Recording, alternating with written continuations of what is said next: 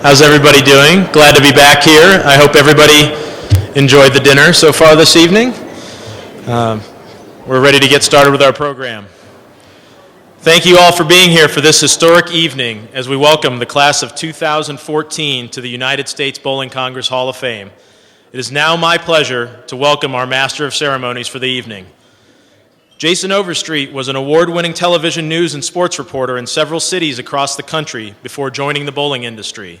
While working at KDFW Television in Dallas-Fort Worth, he reported on a business story about the concept of the International Bowling Campus.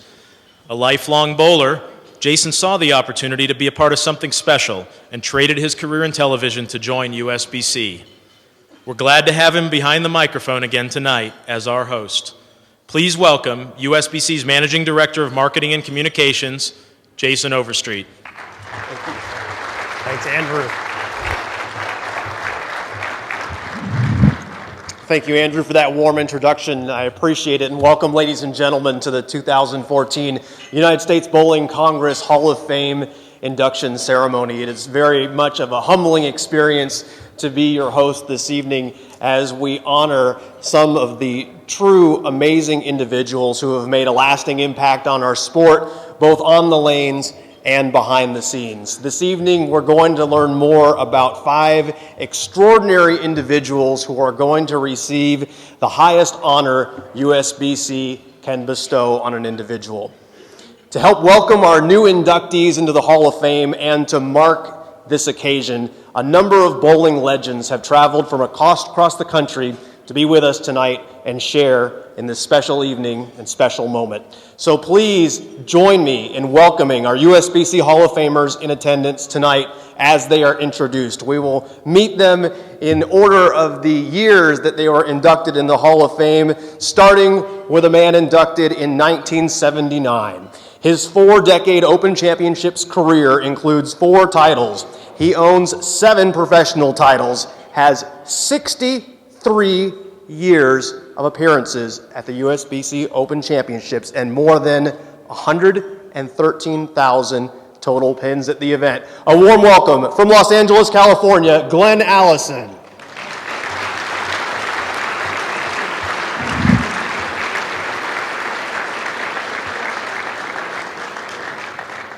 Inducted in 1983, he is the only bowler to win ABC tournament titles in 3 consecutive years. From Arlington Heights, Illinois, Les Zykes.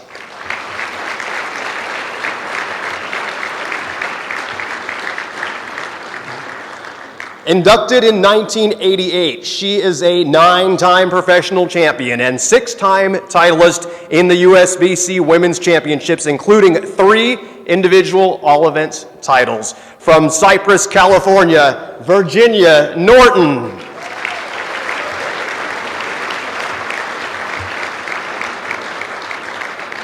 Inducted in 1990, she has 22 professional titles and is the winner of the 1976 USBC Queens. From Reno, Nevada, Pam Buckner.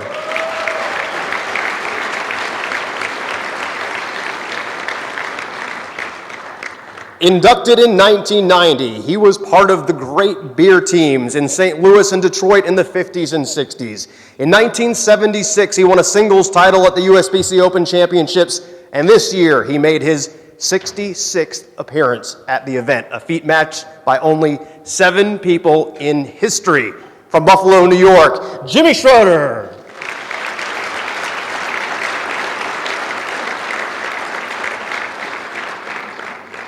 Inducted in 1993, he burst onto the scene, winning the first PBA event he entered in at age 19. Later became the first bowler to win consecutive PBA national tournament titles en route to 10 career titles. From Petaluma, California, please welcome Mike McGrath.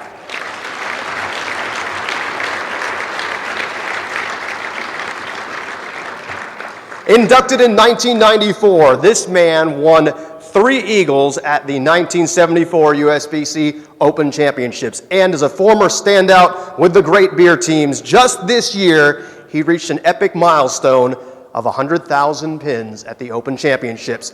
From Suwanee, Georgia, please welcome Bob Hart.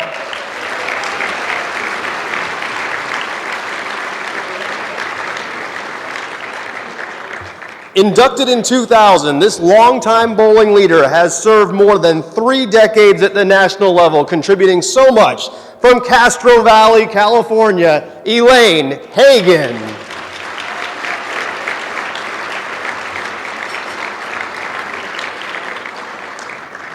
Inducted in 2000 as the first Canadian ever so honored by the WIBC, she was instrumental in the formation of the British Columbia Women's 10-Pin Bowling Federation and the Canadian 10-Pin Bowling Federation. From Victoria, British Columbia, Hazel McCleary.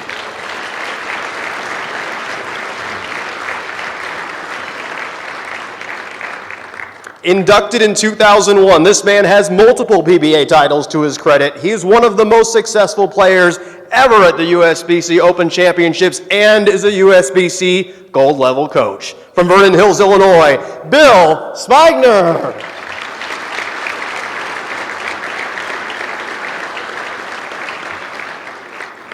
Inducted in 2005, this Hall of Famer has served in leadership roles at all levels for more than 40 years. The last president of WIBC, and she was the first USBC vice president from Spring Branch, Texas, Sylvia Broyles.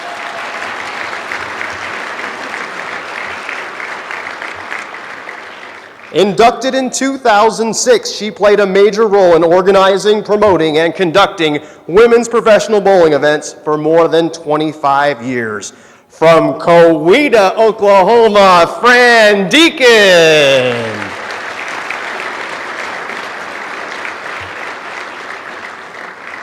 Inducted in 2006, he has dedicated his career to the advancement of youth and women's bowling. He was a founding partner of the Women's Professional Tour. His efforts and concepts were a leading factor in creating what today is the USBC High School program. From Rockford, Illinois, please welcome John Summer.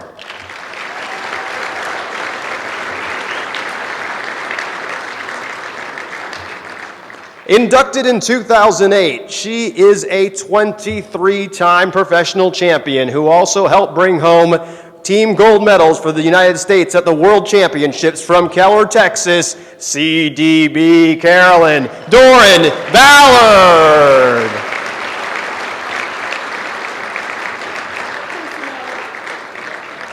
Inducted in 2008, she has 27 professional titles, including a U.S. Women's Open win in Cowboy Stadium. From North Ogden, Utah, Leanne Holsenberg.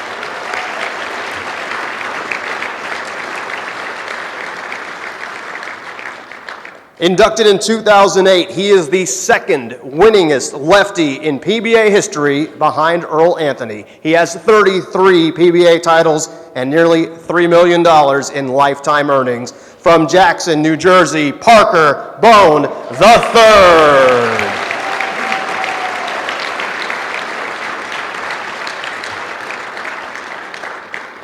Inducted in 2010, she was a longtime member of the WIBC Board of Directors and played a key role in the development of the amazing facility across the street we know as the National Bowling Stadium. From Reno, Nevada, please welcome Betty Barnes.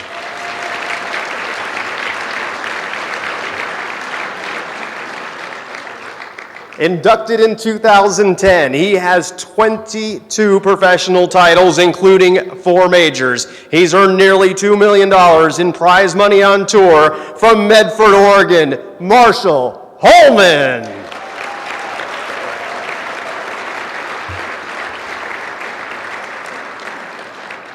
Inducted in 2011, he's a former Team USA member, best known for rising to the occasion on the lanes at the USBC Open Championships, a 5-time Eagle winner. From Oregon, Wisconsin, Jeff Riggles.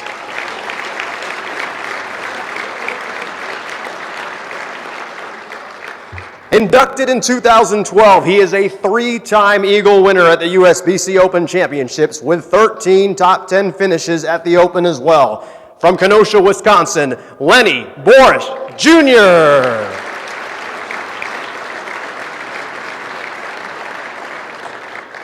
Inducted in 2012, he has 6 titles at the USBC Open Championships to go along with 13 top finishes as well. from Milwaukee, Wisconsin, Gary Darashevsky.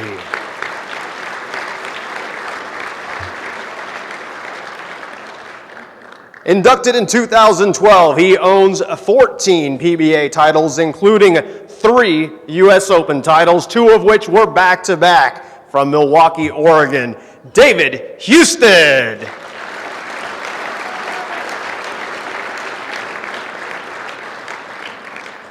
Inducted in 2013, her service to the sport spans 4 decades. She served in leadership roles at every level of the organization and was on the first USBC Board of Directors. From Charlotte, North Carolina, Tamara Adams.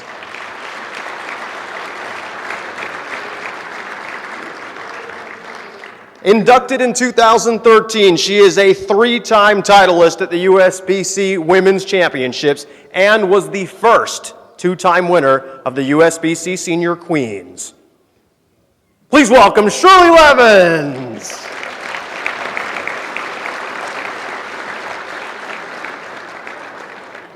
Inducted in 2013, she is the 1995 USBC Queens Champion and 3-time Senior Queens Champion, making her one of only 2 women to win both of those events. From Lansing, Illinois, Sandy Postma.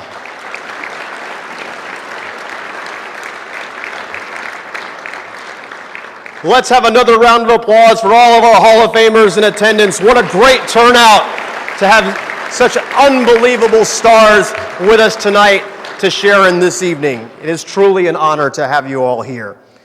Now it's time to welcome in our newest class of Hall of Famers.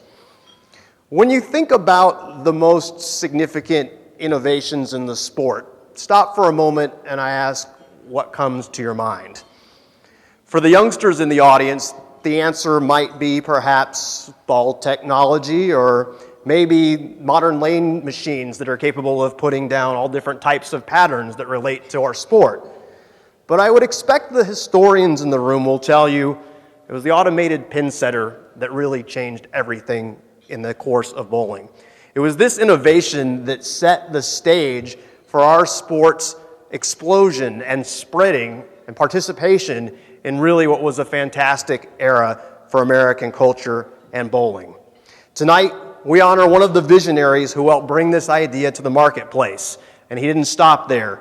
He continued to dedicate his life to bowling for decades after. Let's take a look back at Woody Woodruff.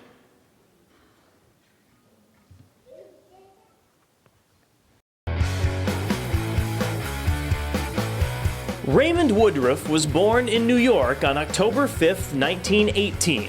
He served in the Pacific Fleet during World War II and still found the time to earn a graduate business degree at Harvard.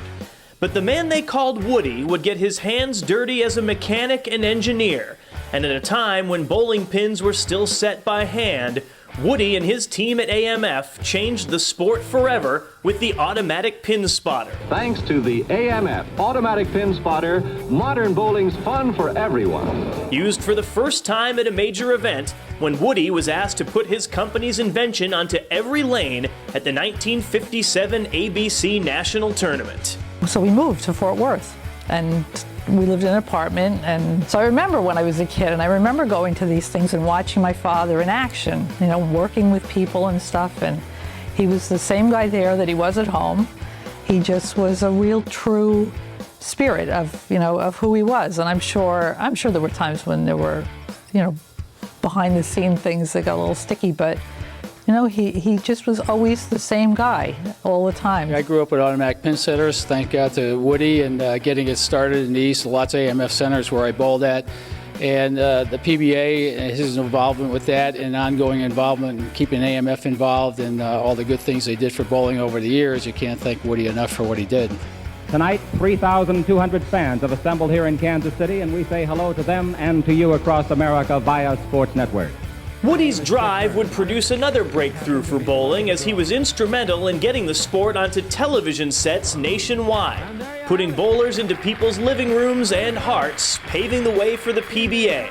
And whether he was in his overalls or later in a suit as an AMF executive, he was always wearing a smile. When they would have the tournaments and the purse money and the prize money got bigger, my father took great pride in handing out that check on the TV shows on Saturday. And a lot of people knew him. A lot of people that I meet know him because they remember him handing out the check.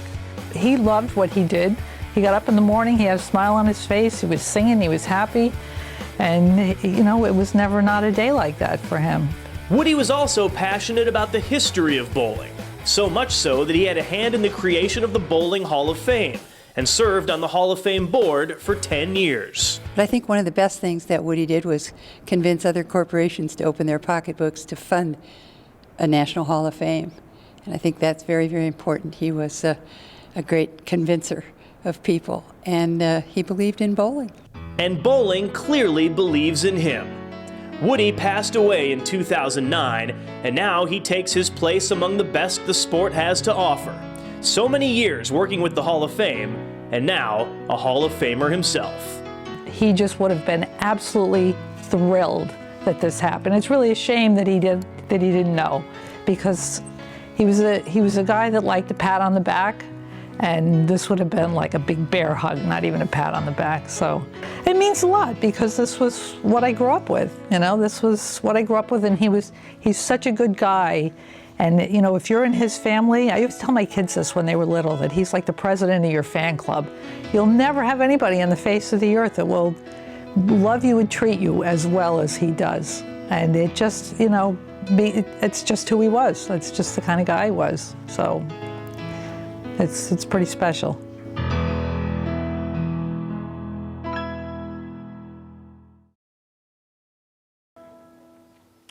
Ladies and gentlemen, in the category of Meritorious Service, please join me in welcoming Woody Woodruff into the USBC Hall of Fame. And also please join me in welcoming Woody's daughter, Barbara Mendelbaum, up to this podium to speak.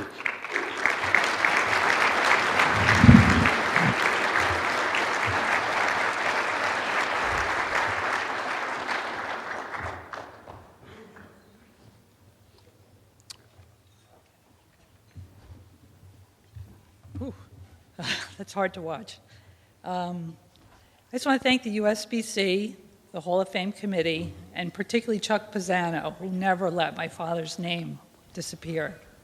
He was always a big fighter for him. And to Matt Lawson for this video that I can share with my grandchildren forever. That was a wonderful piece. When I think back on my father's career, I try to imagine what he saw as he began to work as a mechanic in a small 4-lane bowling center in Depew, New York.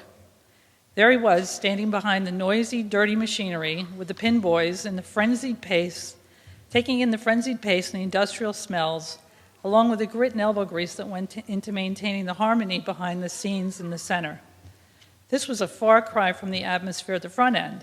At that time, bowling was primarily a male-dominated recreational sport that dominated as a neighborhood bar and hangout. A pool hall type mentality was deeply embedded. This was bowling in the 1940s. My father had a vision to change the way bowling operated. In order for the sport to grow, it had to be upgraded and automated. He knew the key component moving forward was the installation of the automatic pin spotters.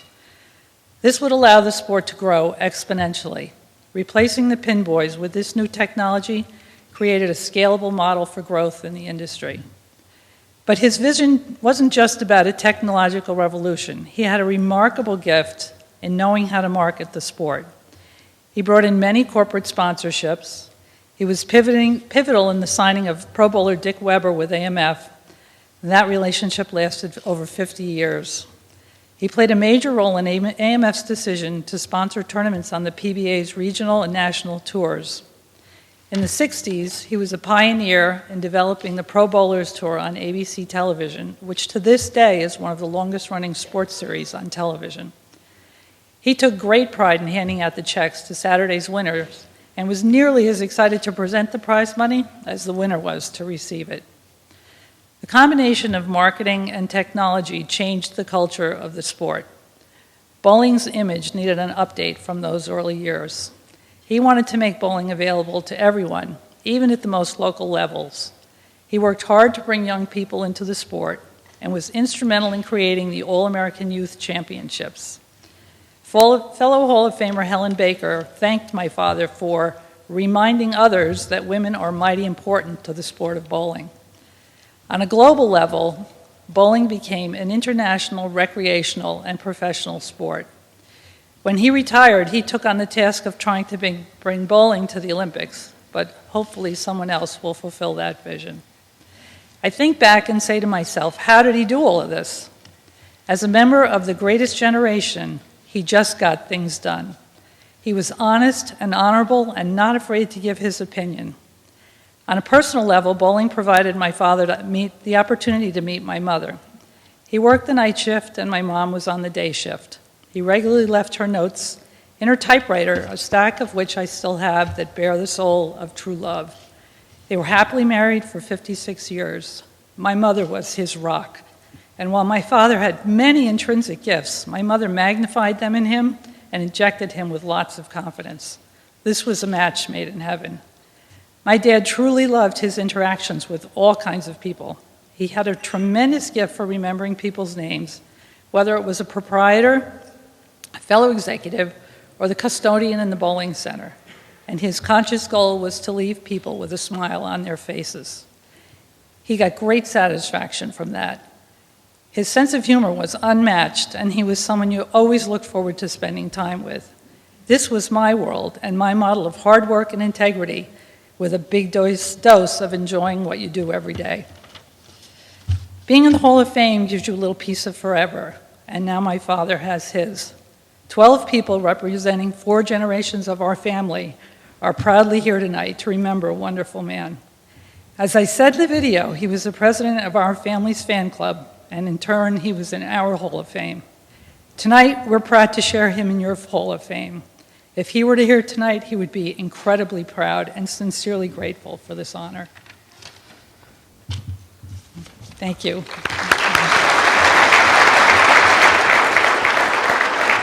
Congratulations.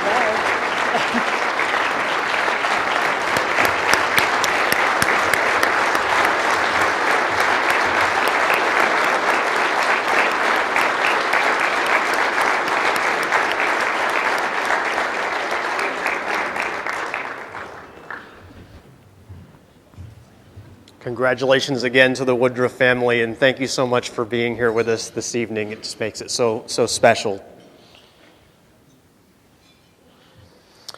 Over the years at the USBC Hall of Fame induction ceremonies, we've had the great fortune to hear from a lot of different athletes and get some insight into just what it is that makes them tick. And I find it interesting the different perspectives that we hear over the years. Some describe being in a competitive, fiery zone, in a way shutting out everything else in the world. And it's interesting, in our interviews with John Gaines, he gives his success credits to something different. He points to those around him. Whether it's the World Team Challenge or winning medals for Team USA or 4 Eagles across 25 years of an Open Championships career, including breaking the team score record last year, John is always so quick to mention a teammate. And I guess that tells us something about why he's been so successful for so many years. Let's take a look at the career of John Gaines.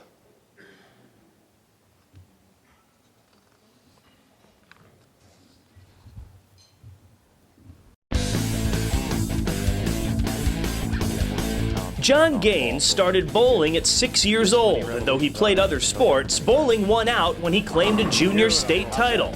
A dominant local and regional player, John became known nationally when his World Team Challenge group started winning with regularity. That was incredible with some of the teams that I got to bowl with and some of the guys I got to bowl with. Learning from them, learning how they just go about their business in the game and the sport of bowling. Taught me a great deal about it. Not just on the lanes was probably the easiest, is how they conducted themselves off the lanes that probably taught me the most. First strike in the second from Gaines. Awesome team, awesome talent. You know, his calm demeanor kind of gives a calming influence to any team. And he weathers the storms, he can play in and out. His knowledge and background from working at Kegel and extensive playing experience, his floor was very high as well as his ceiling, so he would never hurt you in a tournament, and he could always lead the team to victory. John's real breakthrough came in 1997 and 98 at the USBC Open Championships. His team won all events both years, and John added a singles title as well. In just his third year with his new team, John had 3 eagles. I don't know I quite understood it still, the levity of how big that really was, to make it even that much more extra special to win an individual title, but with your teammates. I understand it was an individual accomplishment, but it was only accomplished through the team. That year, I mean, we almost broke the team all events record. So my score was just all part of that. John was completely on his own under the TV lights for the U.S. Amateur Championship. Oh, and right dead solid. Not a problem. John took home the title and earned his spot on Team USA, an experience he says was like no other. And to wear the colors, first of all, to carry the flag and wear the red, white, and blue is just absolutely, really second to none. And then to actually win a medal and be up on the podium and then the Star Spangled Banner, that's where you really realize it. Bowling's a lot more than just getting a paycheck out of it and doing it for a living. Winning those medals and playing for your country is definitely where it's at. John was a 3-time gold medalist for his country at the Tournament of the Americas, spent 3 years on Team USA, and through it all, John has continued to fight at the Open Championships. He now owns 14 top 10s, including 4 second-place finishes at Nationals, but he saved his best for last. Yes! In 2013, 15 years after his last eagle, John led his team to a record 35-38 total and his 4th eagle. 15 years later is what it took me to win another eagle. And granted some family time in there and now working full time for a manufacturer. I maybe didn't put as much time and effort as I did, but the family came first.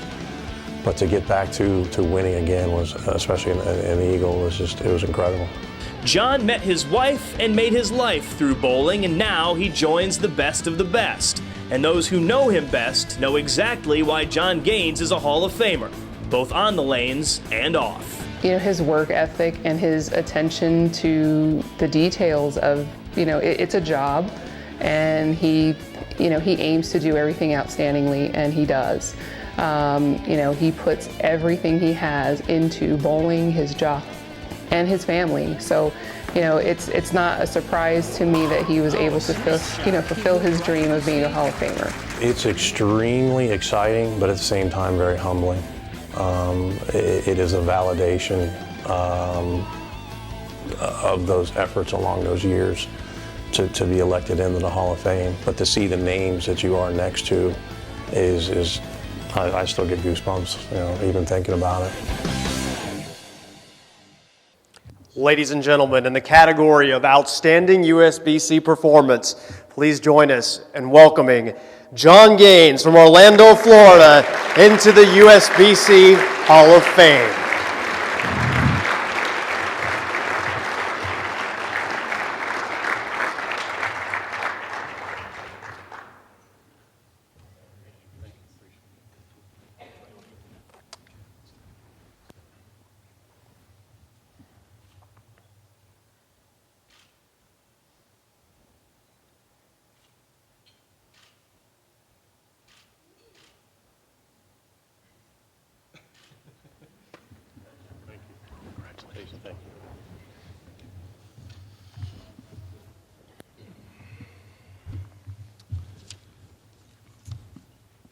I'm not sure how Barbara did it, of getting through the speech without breaking down, because I'm going to tell you I have no chance of not breaking down a little bit here. So, to me, getting elected to the USBC Hall of Fame might be an individual achievement, but it is far from an individual effort. I had many people to thank and a short time to do it. I'm probably going to miss a few names, and I apologize for that, but I assure you I did not forget. I may also ruffle a few feathers along the way, and in some ways it's intentional, but it's only because I love this game and sport so much. Most speeches say many thank yous. This one will not be any different.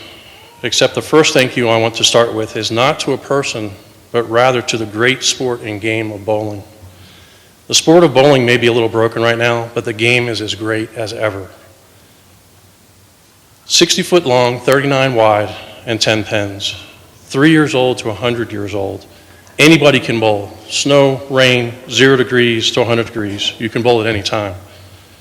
Just about all of us in this room owe bowling for something in our lives. Jobs, friends, and successes that we enjoy every day, and yet only a fraction bowl in some sort of league on a regular basis. It's time to start reinvesting in our sports. It's time to start reinvesting in our centers.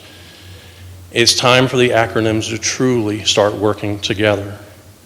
Time to stop the circus act on TV and get back to some serious competition, whether individual or team. Time for the large chain operators to stop thinking they can have a 32 lane or more center, open up at 4 p.m., and only have a manager, snack bar person, and mechanic to take care of our guests. There are a lot of great, there we go. There are many great minds and people and programs out there. Time to start implementing and not just talk about it. Bowling owes me absolutely nothing, and I owe bowling everything. Hi, my name is John. I'm a bowling junkie, and I am proud of it. To bowling, I say thank you.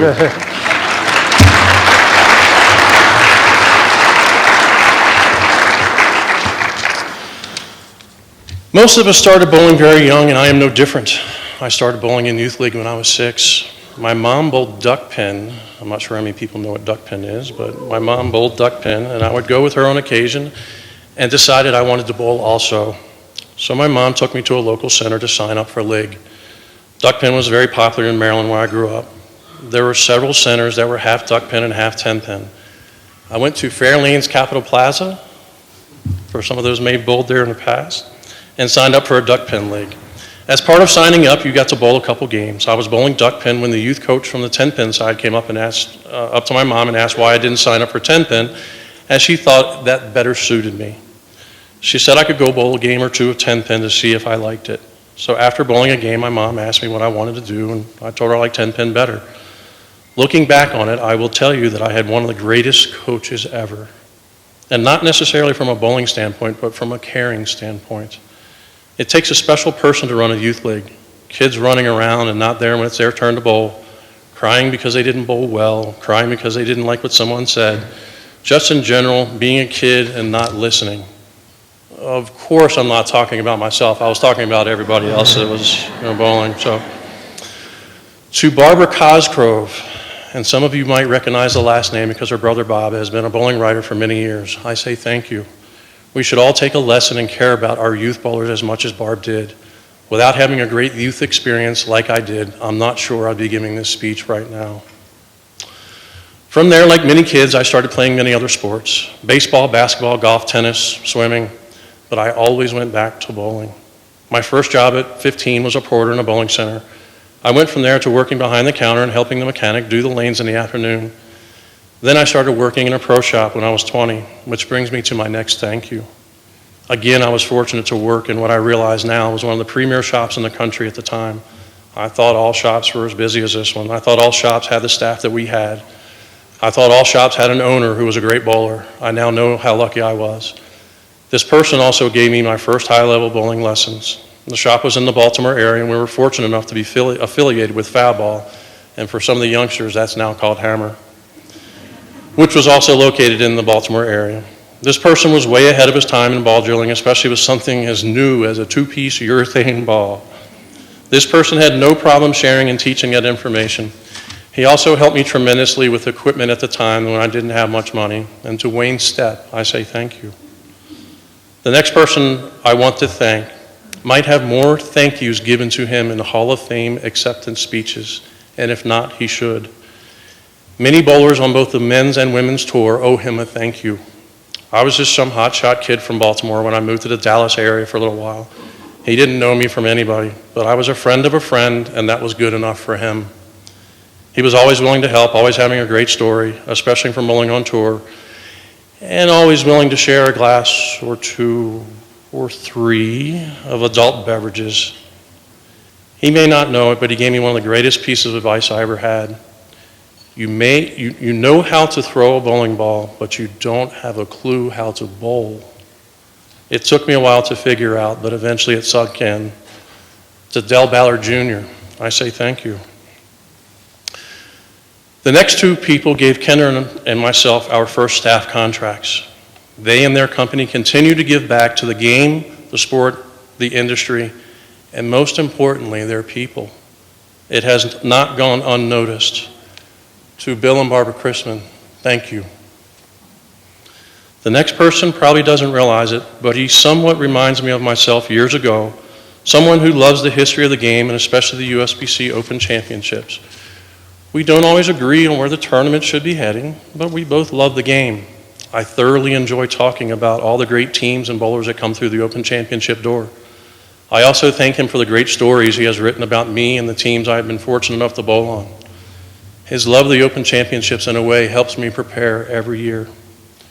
If we had more people like him, this game would be growing and not shrinking. To Matt Canizero, thank you. The next is a company I spent 12 years working for. Again, this is a place that wasn't just a job. It truly had some wonderful people that I now consider lifelong friends. To my DSM brothers and co-workers, Damon Sirocco, Joseph Farley, Steve Zabina, Mike Snellbaker, Sean Morris, Jason Couch, Mike Judy, Ed Gallagher, Scott Hayes, Brian Purcell, and unfortunately couldn't be here tonight, and last and certainly least, because it is his fault, Dave Wadka. I say thank you for working hard and playing hard. To my new home and co-workers, and again, very close friends, Cliff Barnes, Jeff Usry, Sean Ryan, Kenny Lawson. I call this a new home and not a job because I get to do something I love to do with people I care about greatly. To you, I say thank you for the help in the past, and I can't wait to see what the future brings. The next couple people are partly to blame for my leaving EBI and going to my new home at Bowlers Mart. I moved to Florida in the first place to be a coach for the Kegel Training Center. That was 2 of the most incredible years I've spent in the bowling industry. The knowledge, passion, people that work in that building are amazing. To John Davis, I say thank you. As I said, I've left EBI after working for 12 years, and I'm now going back to coaching. The next person to thank has that same passion and energy and may single-handedly be currently responsible for more people improving and staying in the game than any other person in bowling. I consider myself lucky to be able to work with him at Camp Bakes and other clinics. I'm even more lucky to call him a friend. To Mark Baker, thank you. I mentioned earlier that I feel that even though this is an individual achievement, I would not be here without some of my teammates. To my current Lodge Lanes 2 team, say that a couple times, Mitch Jabzinski, Scott Newell, Vernon Peterson, and especially John Janowitz. If all of us were a little more like JJ, the world would be a better place. I say thank you. To my original Lodge Lanes teammates, Brad Kazuski and Pat Healy Jr., thank you. To all my Team Challenge teammates and Team USA teammates from the past. And there are too many to name, and I do feel very fortunate to say that. I say thank you. I didn't mention the next 3 gentlemen from my Lodge Lanes or Team Challenge teams because they are much more than teammates. They are truly great friends. I spent several years off and on in hotel rooms and living on the road with them. Yes, there are many nights talking about bowling, but there are many more nights talking about life and family. And I know there were many times that they thought I wasn't listening or working on something, some of the things that we talked about. I assure you I was, and I am forever grateful. To Tommy Jones, Chris Barnes, and especially Bob Goyke, who not only taught me how to bowl the Open Championships, but also showed me what it means to be a champion, not just on the lanes, but more importantly, off the lanes and how to respect the game. I say thank you. I will say that I will be writing a tell-all book, and specifically about some of those stories on the road with Chris and TJ. There's going to be some good stuff in that book, my friends.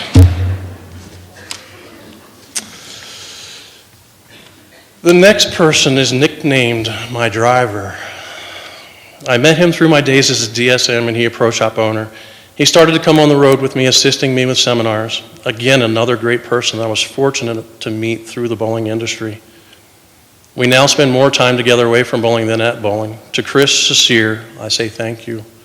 Thank you for listening to the stories hours on end in the car and in hotel rooms. Not many people in the world that are as caring and trusting as you, my friends. Alex, I hope you realize how lucky we are. Trust is a huge thing for me. I don't let people in very easily. Nothing means more to me than my kids. To show you how much trust I have in this next person, he is the godfather to my 2 kids. To watch how he and his wife Lynn have brought up their 3 girls and how they lead their lives is something to learn from. Although we don't talk on the phone or see each other that much, we don't have to. It might be a month or 2 at a time between calls, but true friends can pick up like there was nothing missed. Tom Lizio, thank you.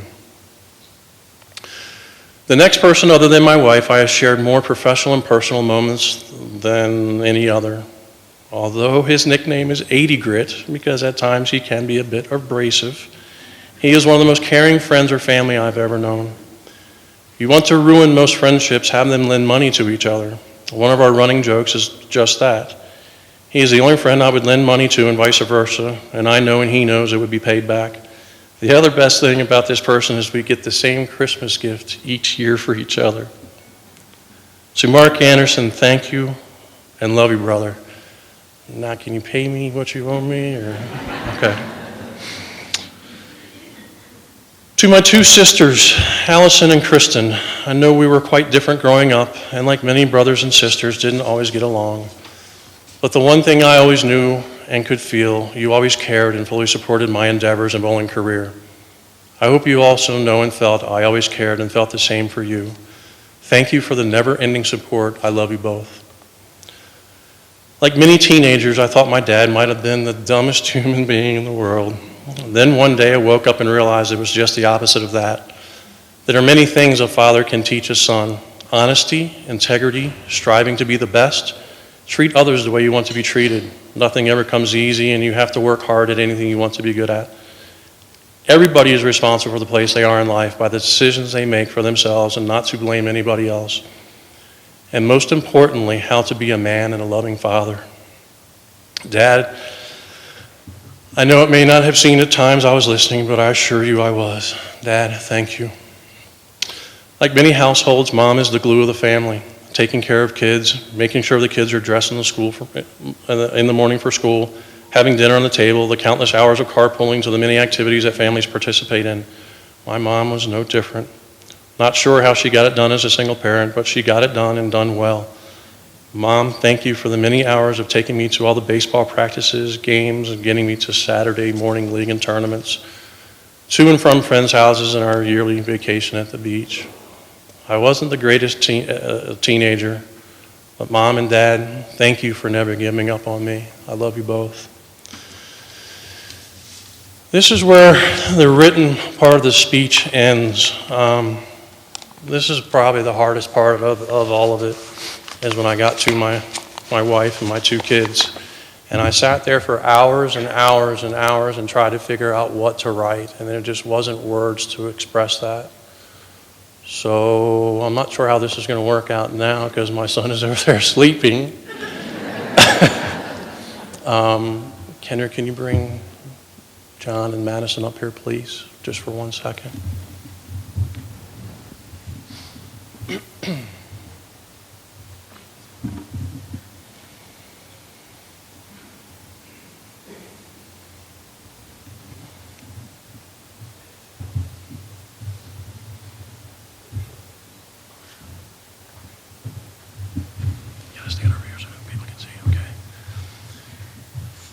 Other than this is my family, and I'm very, very proud of them, and I want to thank them for the support that they've given me over the years. I could not have done it without them.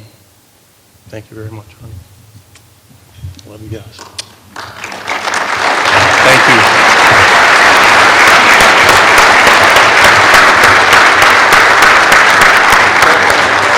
Smile for a picture. Can we get Mom and Dad for a picture?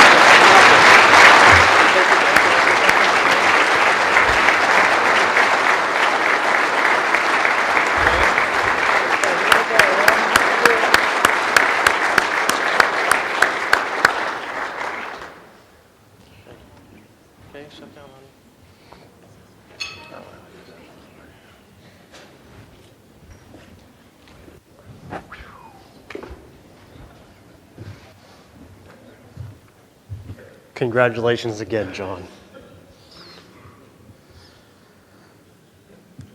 One of the wonderful aspects of our sport is that bowling is for everyone. Whether you are tall or you are small, whether you are young or you are old, everyone has a shot to succeed on the lanes. Dale Traber describes himself as just the average guy who through work, focus, and dedication always had a shot to win. Those who bowled with or against Dale, though, certainly wouldn't describe him as average. His extraordinary talent and perseverance have built a 30-year resume at the USBC Open Championships that few can match. And remarkably, Dale seems to just get better with age, winning consistently on the senior tour. Let's take a look at Dale Traber's career.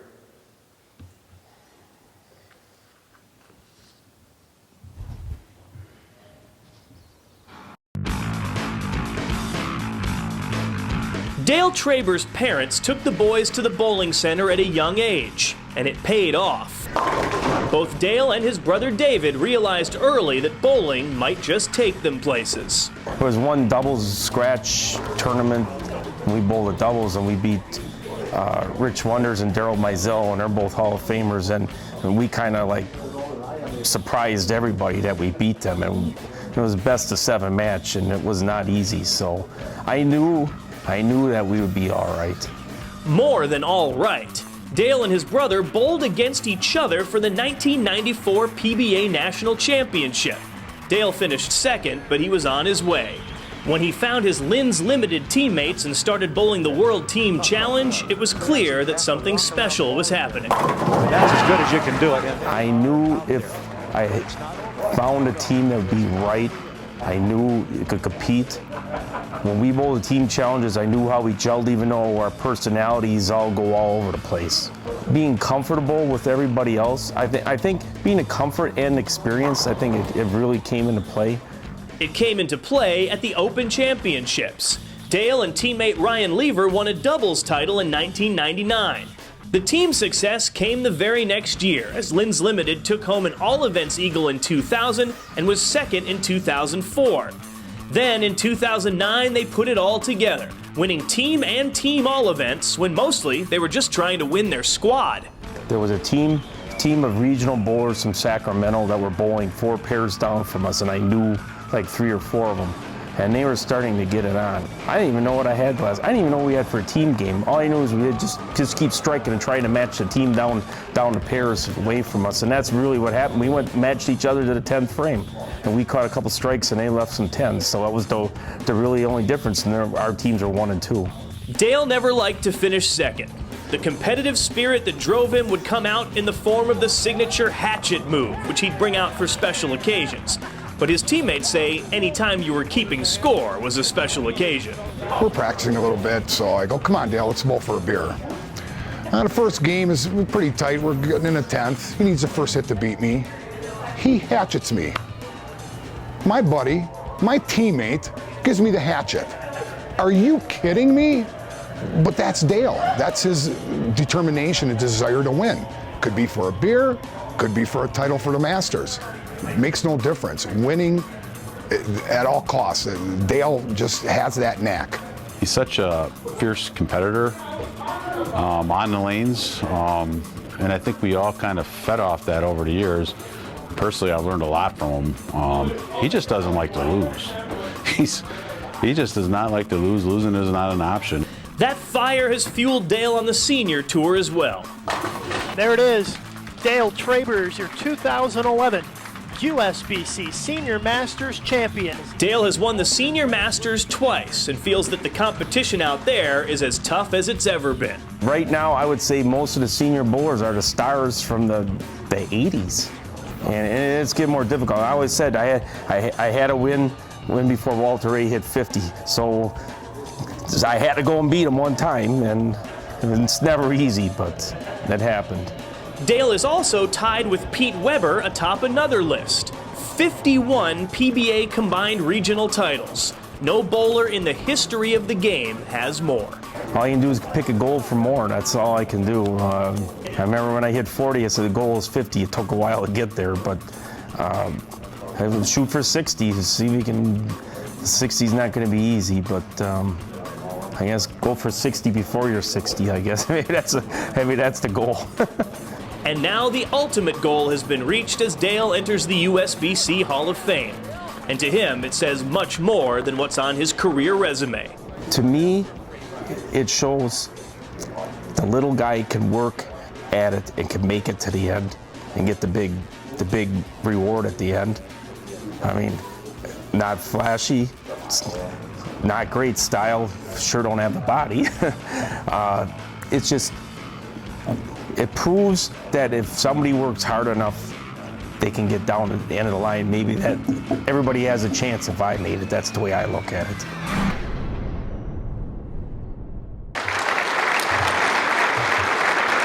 In the category of Outstanding USBC Performance from Cedarburg, Wisconsin, please join us in welcoming Dale Traber into the USBC Hall of Fame.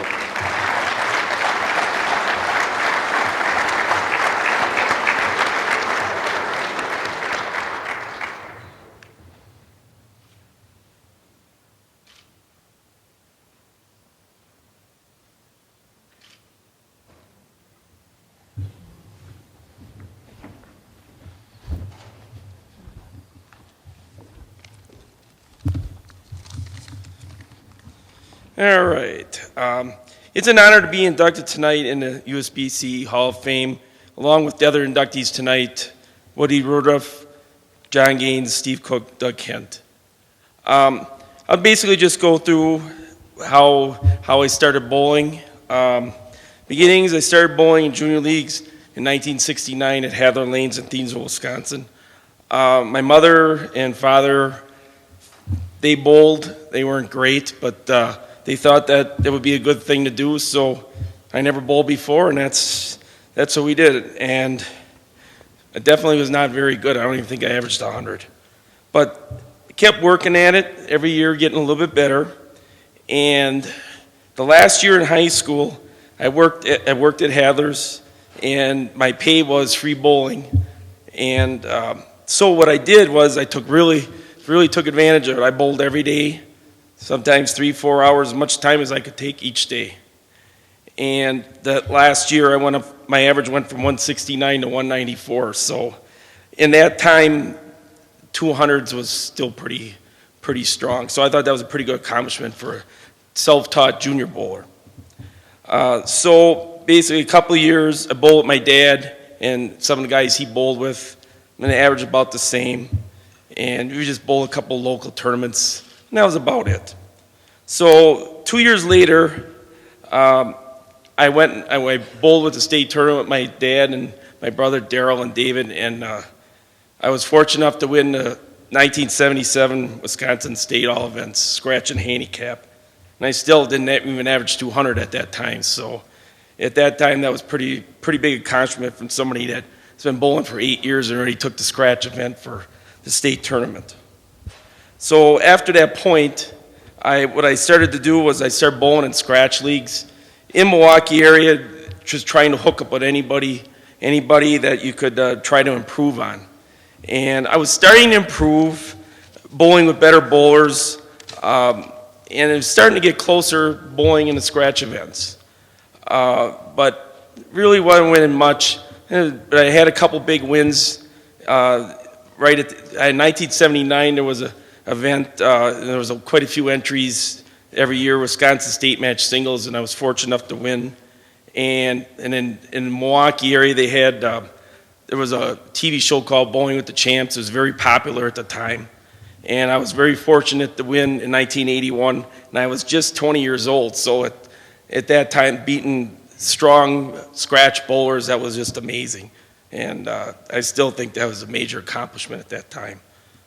Up to USBC tournaments, I bowled in open championships from 1980 to current, except for 2 years I was exempt on the PBA tour, wasn't eligible. And I bowled with a different amount of different players, different teams, nothing, good bowlers, but nothing really flashy, no real big sponsors or anything.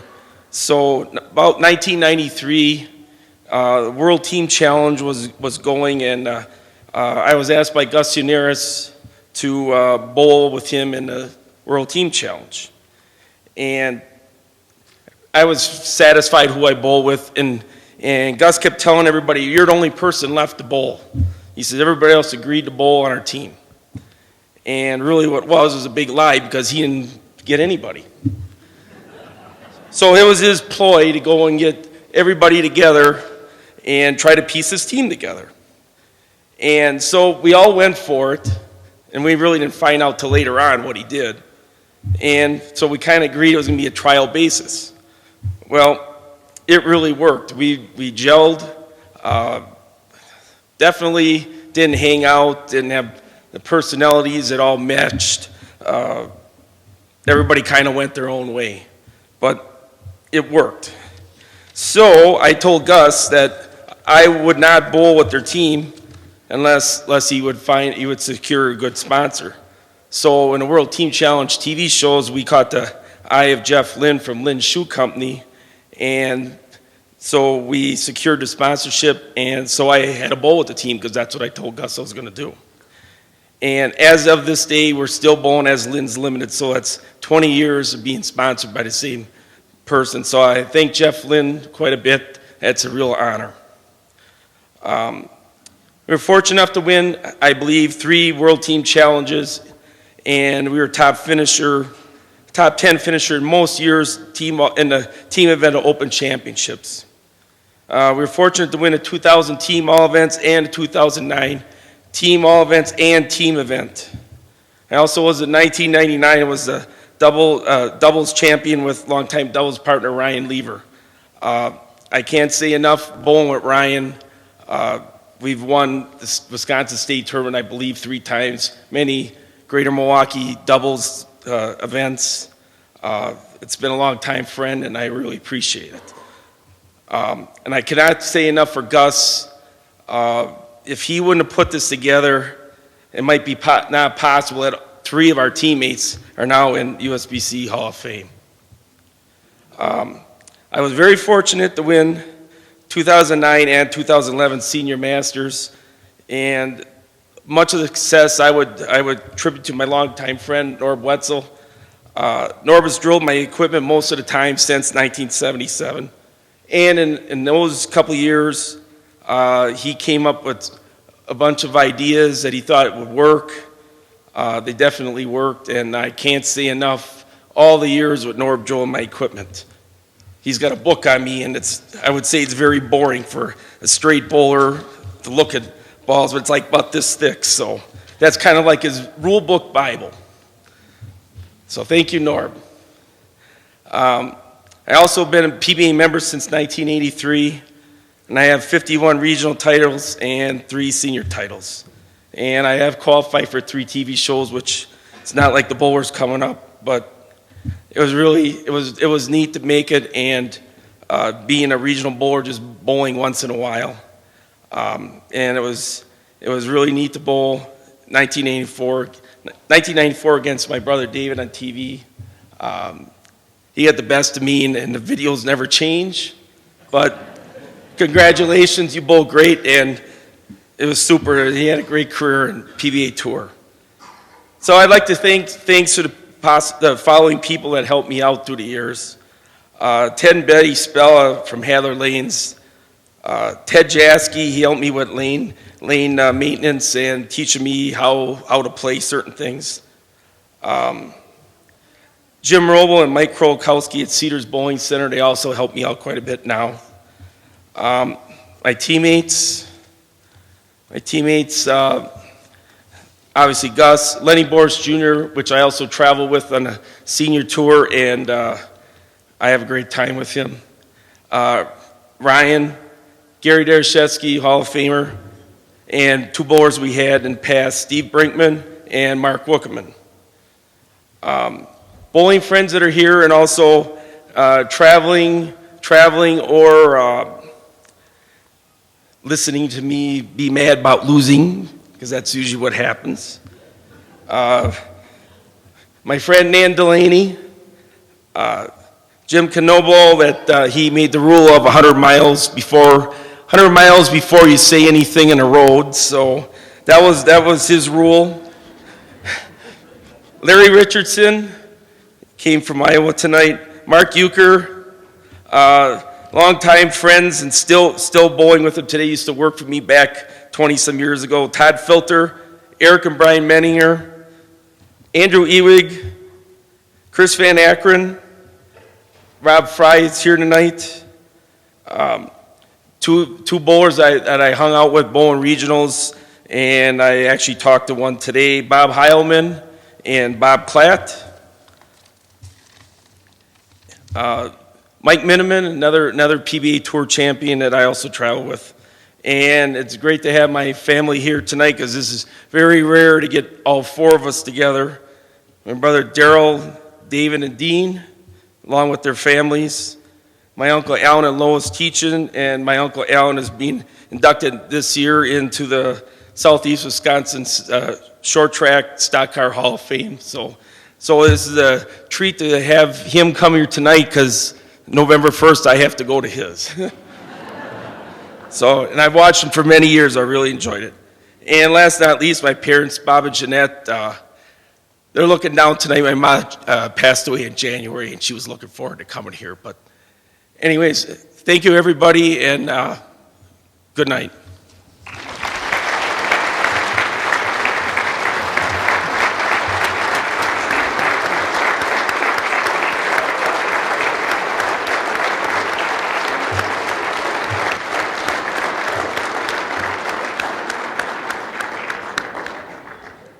Congratulations again, Dale.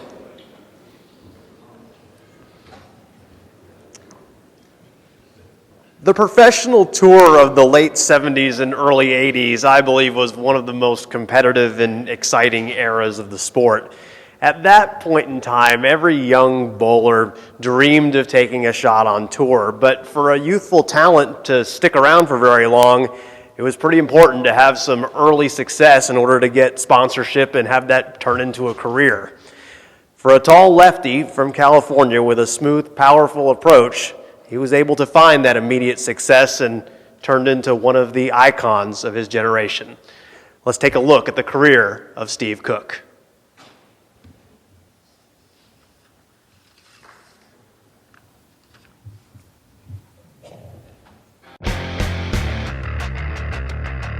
Steve Cook didn't start bowling competitively until after high school, but the journey from 18-year-old learning the ropes to PBA champion took just 4 years. Winning his first PBA championship is 22-year-old Steve Cook. In only his second full season on tour, Steve won his first championship right out of the gate as he took down Earl Anthony for the Ford Open title on the first week of the 1979 season. I went out there the first year with my own money. And at the end of the summer year of the first year, I ended up getting a sponsor. And I think that relaxed me, really did. I mean, I really felt like I could do it myself, but you know, when you got to have money every week, it can get a little, you know, you start thinking about that kind of stuff. So I got a sponsor and I bowled well in the fall. And then when January came, you know, I was in my hometown, a lot of fans were around, I just felt good. I mean, I was ready to go that year and, you know, I ended up winning Alameda, which was the first week. So it was pretty neat.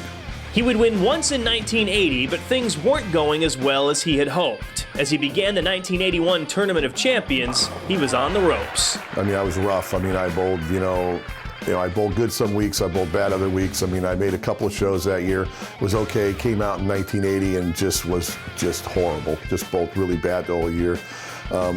Going into the Tournament of Champions, me and my wife had a conversation saying, if this doesn't get any better, I don't want to put you through this. We're just going to, stay home. Steve says the pressure was off and his game was on. A standing ovation in bowling's most important championship. He won his first major and was then fully committed to the business of bowling. I just felt great all week, and then the show, I felt great, and when I ended up winning, it kind of changed things because from then on, I had like ups and downs then too, but from then on, it just felt like I was, I should be out here, I need to be out here, and it was just, I just had to work harder. Steve won a couple more titles in 1982 and became a major champion for the second time in 1983 at the very first PBA Touring Players Championship. It was kind of a new event for us, and it was definitely a big one because all the touring players felt like that was, one of those tournaments where, we knew it was the touring guys. It was kind of our tournament. So yeah, it was really big. Steve's next two titles would come with partner Mike Albee at the Showboat Doubles Classic. Albee was Steve's partner on the lanes and in the family ranks as the two married sisters. Steve and his brother-in-law would win 3 PBA titles together. They got married, and we got a little bit, we were closer, and some of his doubles partner went, and my doubles partner, we hooked up, and I think we were a force to reckon with there. We had some good times, and it was fun bowling together instead of bowling against each other. Steve brought to the tour size, grace, fluidness, power, things that had never been seen in one person, and I don't think it's been seen since. Well, he was always very intense and always focused on what he was trying to do out there. He was a very, tough competitor and, never gave an inch. But then after the game was over, or that night was over, went back to being good friends. Steve won 4 titles in 1986, including his 3rd major at the U.S. Open. It was the best year of his career, and it did not come by coincidence. I worked really hard the fall of '85. We changed some things up, and it just kind of fell into place, and it was tremendous having a year like that. United States Open champion for the first time. Those kind of years you dream about for me, because I wasn't as consistent as some of the other players. I was a little more up and down, but it was a tremendous year, and it was one of those ones that were fun ride to be on. Wish I had more of those. In all, Steve Cook won 15 titles, 3 of them majors, and he quit the tour at age 35 to take a more normal job. While he would have liked to stick around and get to 20 titles, he looks back now with no regrets as he takes his place in the USBC Hall of Fame. I think it recognizes what you did in sport. I'm very honored to be elected into the USBC Hall of Fame. I'm ecstatic to be able to be with the people that are in there now. So I really feel real good about it.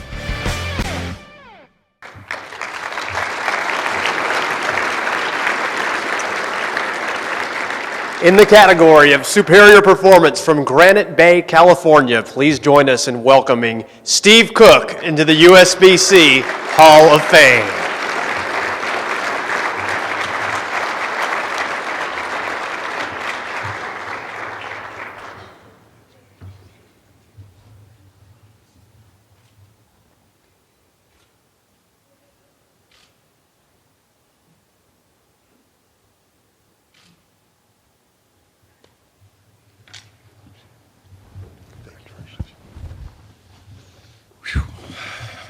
Like John said earlier, I'm not sure if I'll make it through this. I definitely have to quit looking over there at my kids. So, first I just brought little cards. I couldn't write anything up. I tried, and it just wouldn't work. So, anyway, first I'd like to congratulate all the fellow inductees. Great honor to be inducted with you tonight. Also, I'd like to thank all the voting members of the USBC Hall of Fame board and recognize me with this great honor. As I stand up here today, I think back 39 years ago. I was 18, and a friend of mine, his name was Casey Barker. We were spending the night. It was a Friday night, I can remember it. I had a good time. The next morning, we were getting up, and he said, "Steve, can you drive me over to the local bowling center?" I said, "Well, what's up?" He said, "Yeah, I need to bowl league."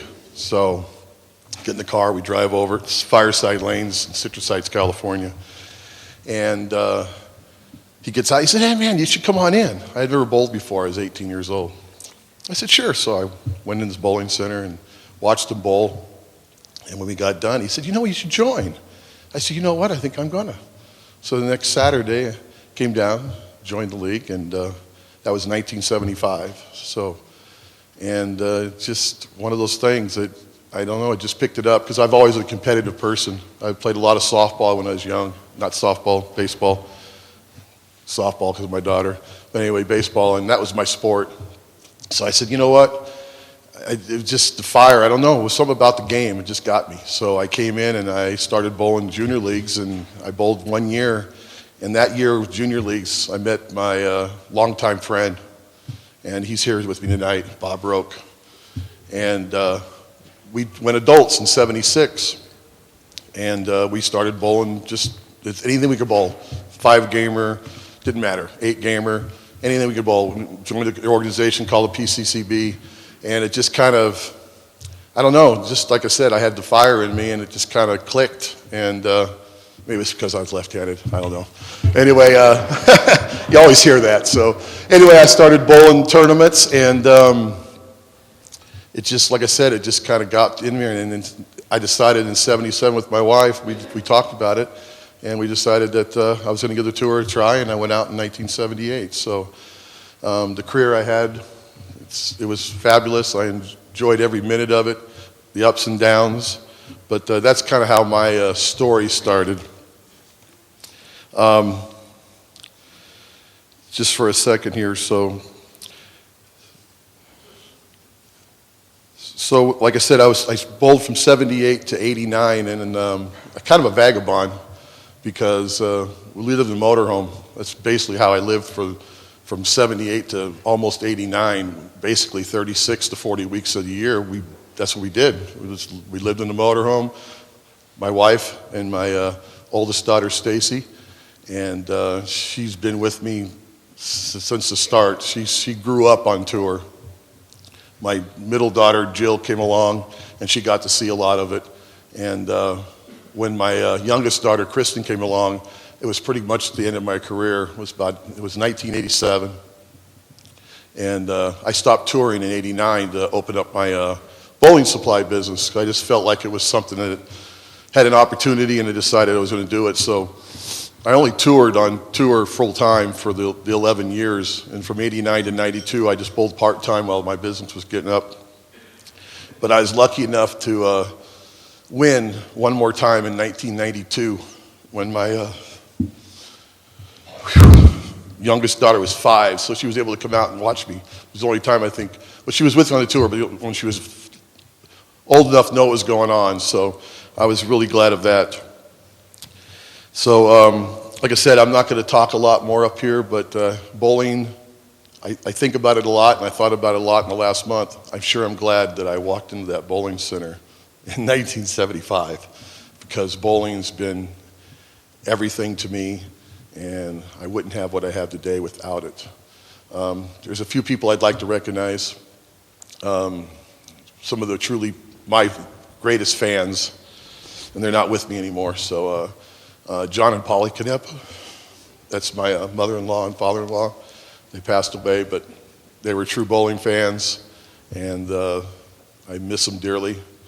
And my biggest fan, of course, was my mom. I got a little story to tell you. I think it was 1978, first year, summer tour. I come back home, and we're bowling on the West Coast. And she and my dad decided they were going to travel a couple of weeks in their motorhome. And we're in there bowling. I'm bowling this tournament. I'm bowling with Earl Anthony. And by the end of qualifying, he averaged like 230, shot 320 over. I averaged about $180. I was 240 under. My mom clapped every single shot. Didn't matter if I shot 5 pins or a strike. She was back there giving me one of these things. So thank you, Mom. I want to introduce my dad. He's sitting over there today, Les Cook. And without him, I wouldn't be able to say. Just another quick story to tell you how proud he is of me. My dad's, he's kind of funny in some ways. He decided 15, 20 years ago he was going to buy his plot, where he was going to go. So, they probably picked it up 12 years ago, 15 years ago. And about 5 years ago, he said, I'm going to get my own head by stone.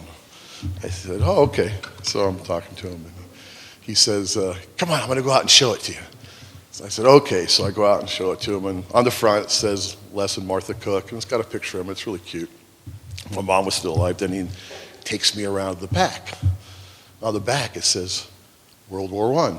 It's my great-grandpa. It says, it says Spanish-American War. It was my great-great-grandpa. World War I was my grandpa. World War II, my dad. And right underneath it, Steve Cook, PBA Hall of Famer. So, it's a funny story. So, to finish it off for me tonight, I want to introduce my family. I got my oldest daughter, Stacy, and her husband, Aaron. And my grandkids aren't here with me tonight, but I do have one of them, and that's Gracie. I call her Gracie still. Her name's Grace. Dylan's also my other grandson. He couldn't come tonight. He's a baseball player, so he's got a game tomorrow, so he can't miss practice or he won't be able to play. So anyway, Stacy was with me, like I said. She grew up on tour. Candy home taught her the whole time. And then I want to introduce my daughter Jill and her husband Nick. And she's got 3 kids, ages 2 to 7, which is, I know, a little hard to believe. But Avery, Luke, and Brody, I wish they were here tonight. But anyway, that was great. And then my youngest daughter, Kristen, and her husband Dan. And she just got married a year ago, March 31st. And she is expecting her first child. So we've got 6. But they're my rock, my family, and my 3 son-in-laws work for me at, well, they don't work for me. They're actually they own the business just as much as I do. And the person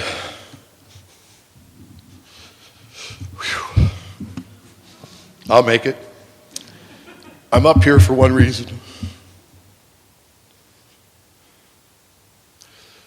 Because of my wife with me over the years. And through the good times and the bad times. But I wouldn't be up here today if it wasn't for my wife, Candy. I love you, baby. Thank you.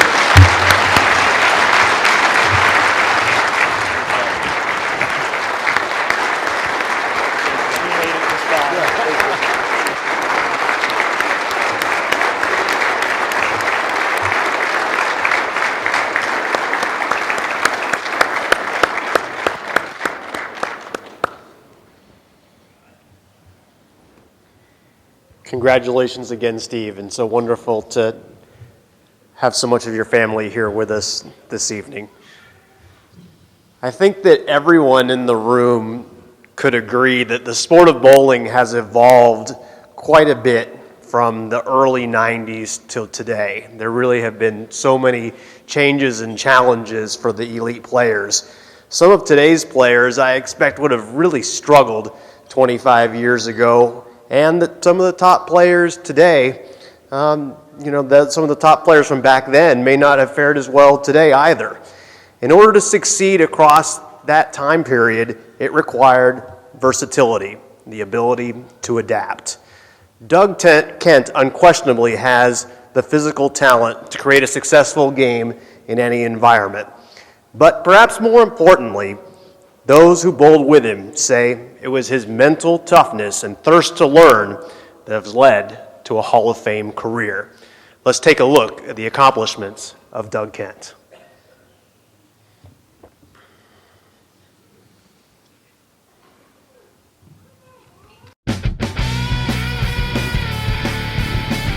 Doug Kent describes himself as a bowling center rat. It's there. Oh, perfect.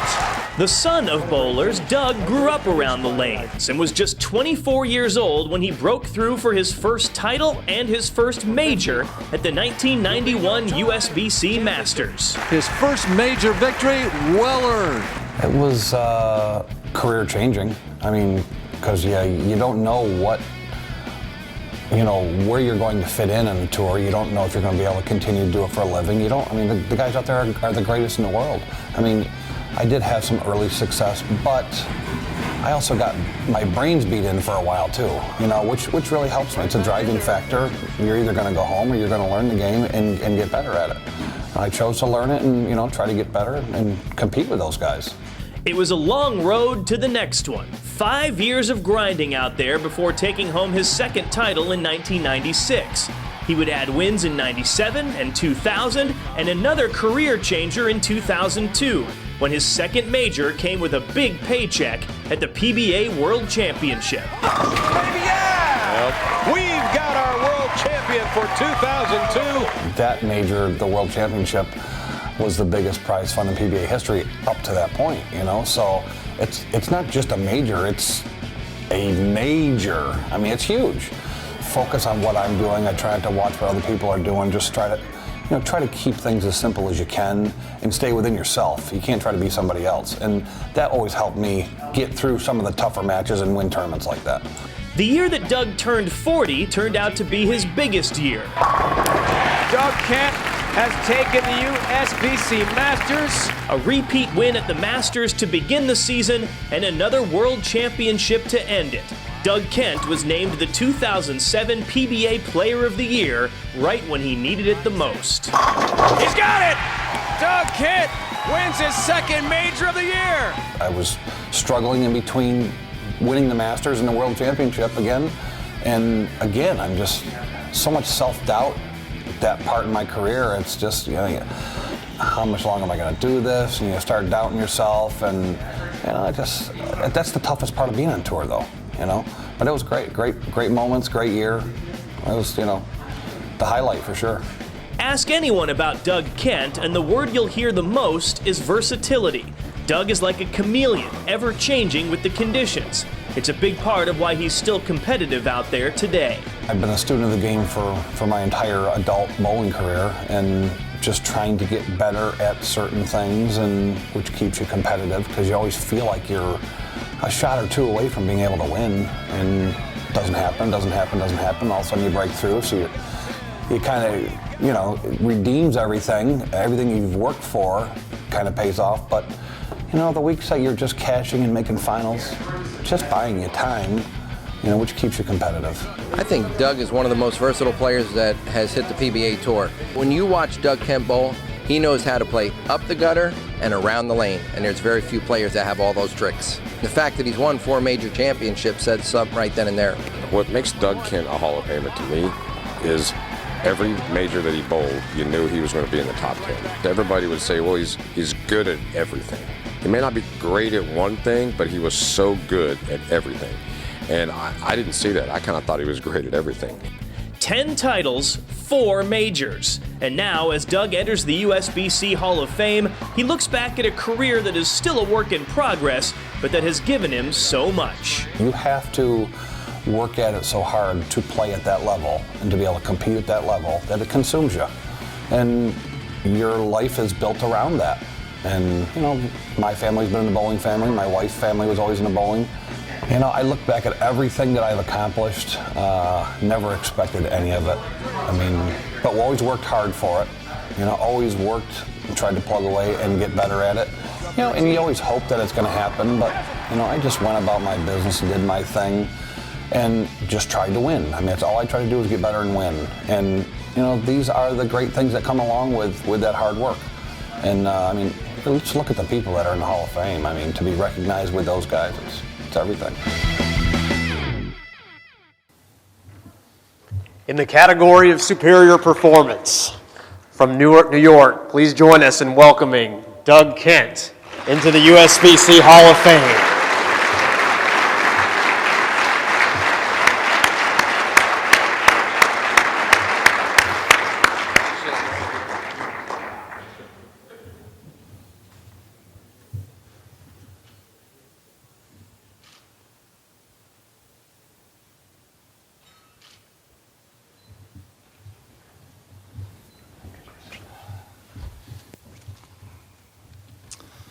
I hate watching myself bowl. That one just gave me the chills. Once again, I've been humbled. This is absolutely incredible. Thank you, Jason, for that great introduction. And thank you, Andrew Kane, for the amazing phone call back in January. You stopped me in my tracks. I didn't know what to say, and I think you thought I hung up on you at first. You know, once I knew all the nominees for the Hall of Fame for this year, and I I didn't think it was going to happen again this year. It was definitely great news given the nominees that were elected this year. Thank you, Brent Bowers, for submitting my name to even be considered to the Hall of Fame this year. I'm very grateful. I received an unbelievable message after I received the call from Andrew Kane. And I quote, "Congrats to Mr. Kent and Mr. Cook on their induction into the USBC Hall of Fame. I remember watching Mr. Cook work his magic on ABC Sports as a kid. As for Mr. Kent, I remember having a conversation with Brian O'Keefe in one of those long car rides where I told Brian I didn't think Doug was a great bowler because he didn't lay the ball down smooth enough on the lane. I didn't believe he could win enough because he was somewhat unique with his delivery. I was a marginal amateur bowler at the time who thought I was better than I was and good about having opinions about nothing I knew. I had Brian so mad in the car he wouldn't speak to me for 2 days. Just so happens Brian and I had the same coach growing up, so I understand why he was mad at him. A few years went by, and I got to watch Doug up close as a tour rep for a number of years. I was amazed at his versatility. He didn't get enough credit for literally playing all over the lanes due to him being what I would consider to be a master strategic and true shot maker. In my opinion, he was a bowler's bowler. Somebody puts out an oil pattern, and you figure it out. That's what bowling is. If I got beat, he said, "Nice bowling." If he won, you could see how much he appreciated and how much it meant. He turned into a guy I really enjoyed watching bowl. In addition to all that, he's one of the good guys and a true competitor in every sense of the word. Congrats, Mr. Kent and Mr. Cook. Thanks for impacting us all with your talent and skill. That was from Chad Murphy. My wife had to respond to that. I was speechless, and I don't handle compliments like that very well. But thank you, Chad. That was a very special day. Congratulations to John and Dale. We bowled together for many years back in the World Team Challenge days, and they were the best times ever, some of the best competitive times ever. And it's hard to believe that it's 20 years ago already. Congratulations to Steve Cook as well. I don't know how to understand how you weren't inducted many, many years ago. Just watching the videos there, that was incredible. Used to love watching you bowl.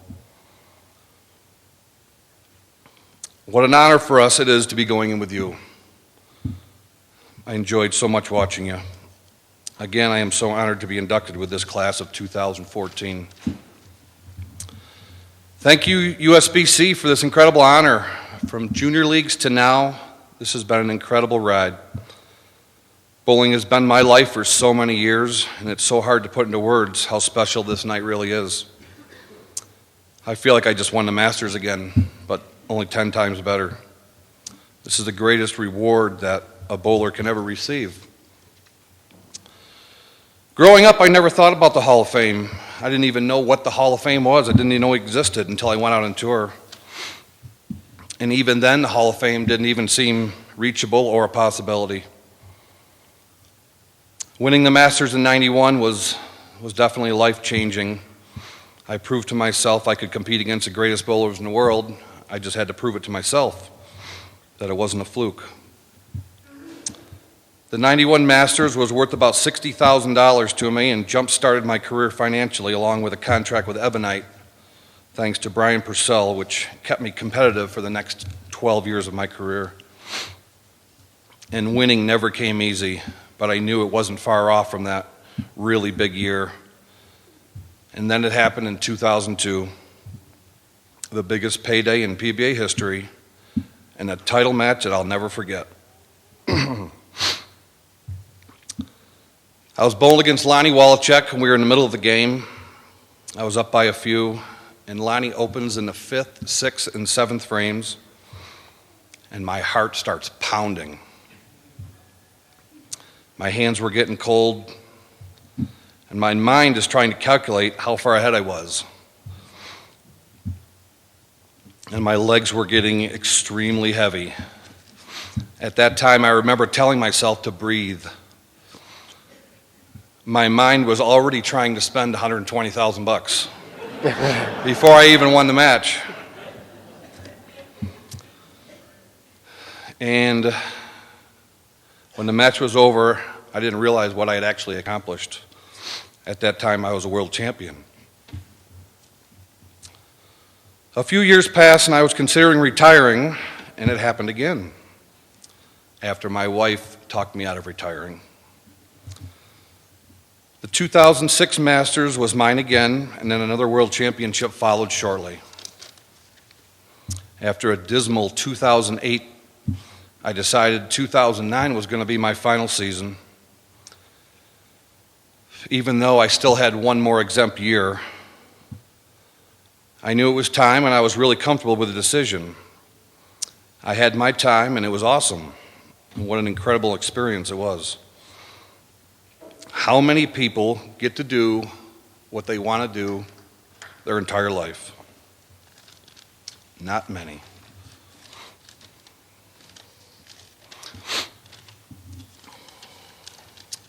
I look back now and I think, my God, did this really happen to me?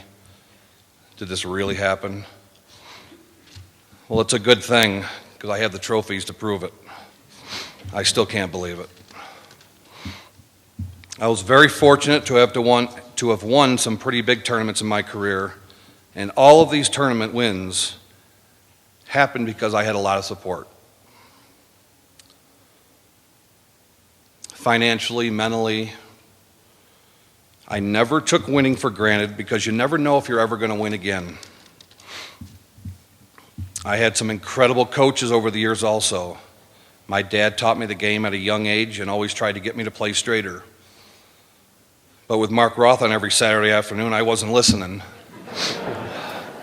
Sorry, Marshall, you were on a lot of those shows too. Does this sound familiar to anyone with their kids not listening? Always. Anyways, thank you, Dad, for all that you did for me. You were definitely right.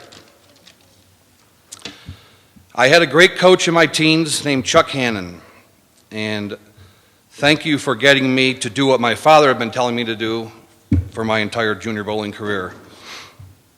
I guess I was just too stubborn to listen. But I do know how you feel now, because my son won't listen to me either. So it's the same thing. I guess we pass it down. Del Ballard, thank you for your great eyes and spotting things that made me better and helped me win. This past year at the Masters felt like old times. Thank you, Patrick Allen, for making me practice when I didn't feel like it anymore. It's easy to get lazy on tour, and you kept me going. And looking back now, that was huge for my career. I probably would not have won my last few majors. I think that bowling with the greatest bowlers in the world taught me the most. Overcoming adversity and pushing forward to achieve the ultimate goal. The tour is what made me a good bowler. Now, back in '99, I was so sure I wanted to be in the bowling business that I bought the first of 2 bowling centers, Rose Bowl Lanes and Lakeside Lanes, in 2005. Man, was I in for a rude awakening. Now I had to learn to bite my tongue, and league bowlers are absolutely brutal. Why did you change the shot? My average dropped 3 pins because of this crappy shot. Can't you afford to put oil on the lanes? And my favorite, you boned me. That's my favorite.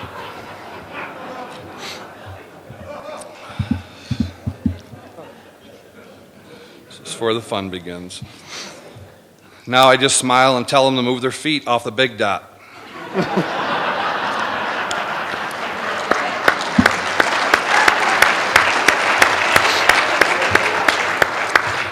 That usually ends the conversation quick. It's still fun for me to go to work every day, and the long hours don't bother me a bit. It's what I do and always wanted to do. I absolutely love my life. And the senior tour isn't too far away. Maybe I'll lace them up again someday, you never know. Sounds like fun. I need to thank my mom and dad, of course, for your love and support over the years, financially and mentally. And thank you both for being here tonight. This is the first time they've flown, I believe, in 25 years. 25 years.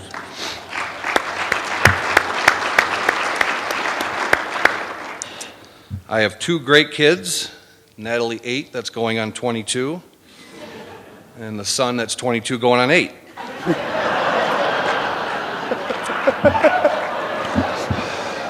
That's no joke. Thank you for understanding why Daddy had to be gone all that time and for being good for Mommy. It's the hardest part about being a bowler.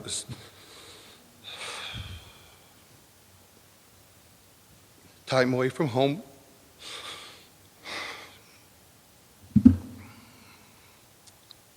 Those years are lost.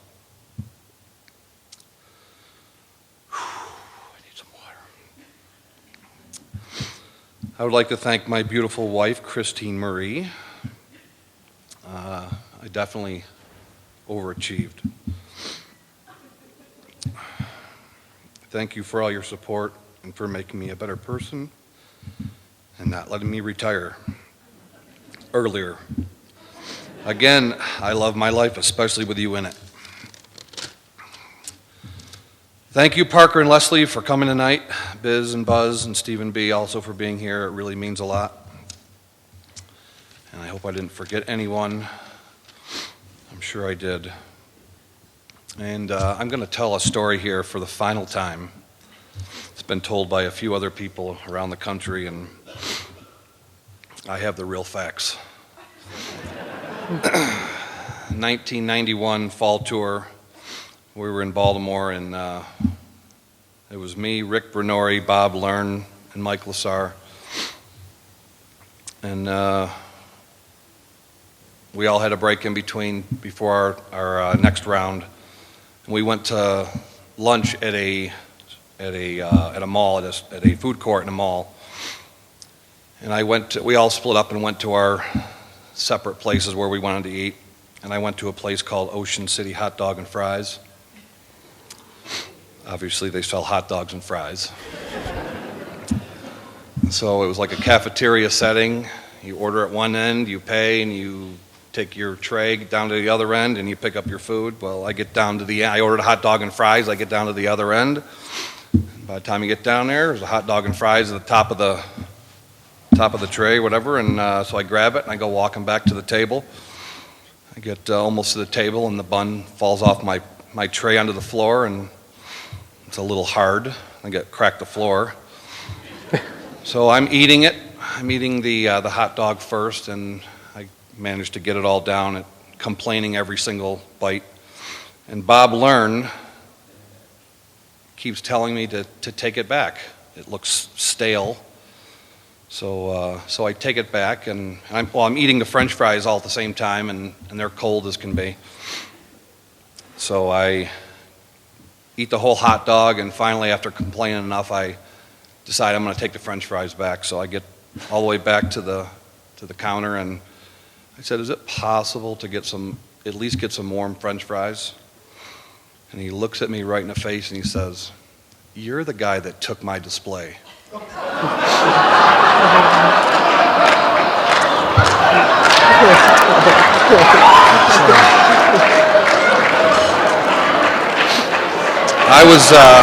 I was real happy that there wasn't hot dogs on the menu tonight here.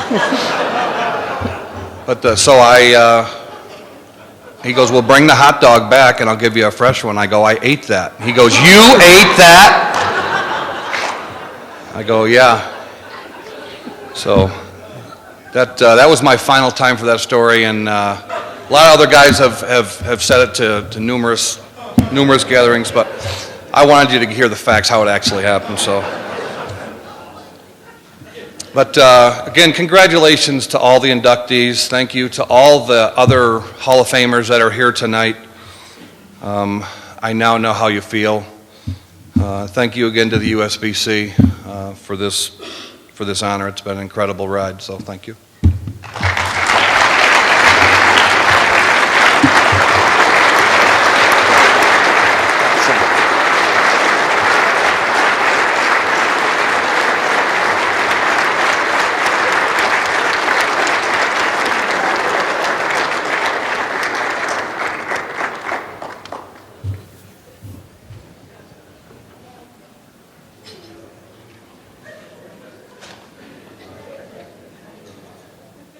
Congratulations again, Doug. And I would like to invite all of our new inductees to please stand for a recognition and another round of applause for a fantastic class of 2014.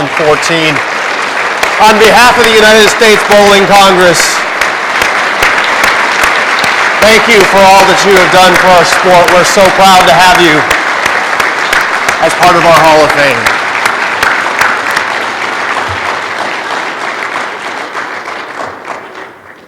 As we wind down our ceremony this evening, I would like to recognize also some other special people that have helped contribute to make this evening possible. I would like a round of applause for the USBC Hall of Fame Committee.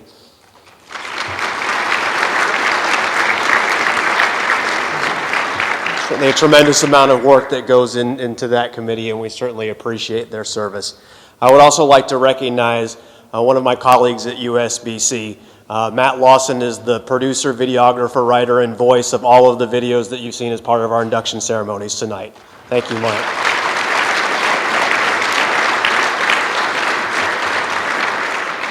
Ladies and gentlemen, that will conclude tonight's USBC Hall of Fame induction ceremony. Please be sure to mark this historic day by bringing your program out to the table that will be outside, where you'll be able to have it autographed by all of tonight's inductees. And we would like to also invite all of our Hall of Famers to please come up to the stage so we'll be able to have a group photo in order to commemorate this occasion.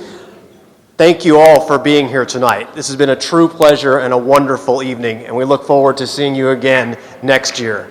Good night.